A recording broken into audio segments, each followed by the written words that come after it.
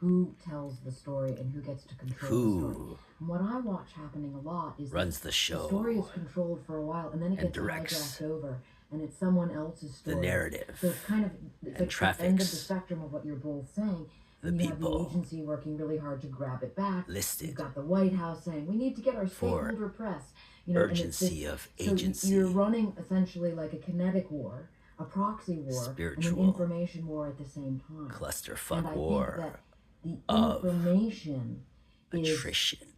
is what drives most of this conflict, which is why it's legal ramifications. To speak to diplomats, the only people not at this trustworthy table, right? That are like, sources of information. That's only where I see the hope of kind of like allegations, there's an ease baseless accusations, people from trust to paranoia.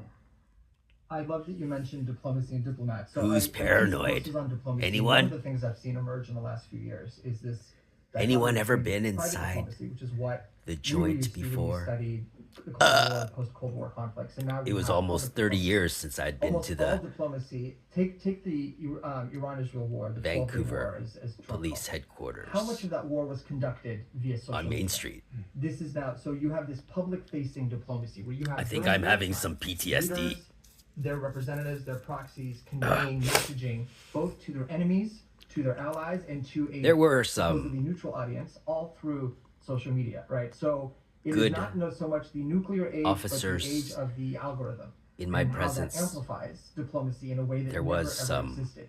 And so this is, I think, this lends to that younger, dilution that inexperienced, then others can take advantage of. Because at the end of the day, if you want seemingly to threaten a country or you want to garner support, how you articulate that via performing social a media, little whether you use all caps, humiliation, and whether you use images, memes, all to of these try things and play gain the into upper hand how effective that is. And you see of that a 20-year service specialist, October 2023 federal agent.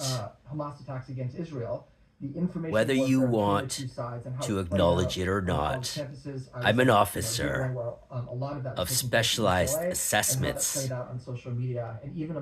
These are federal government contracts that I manage as a project manager with due diligence.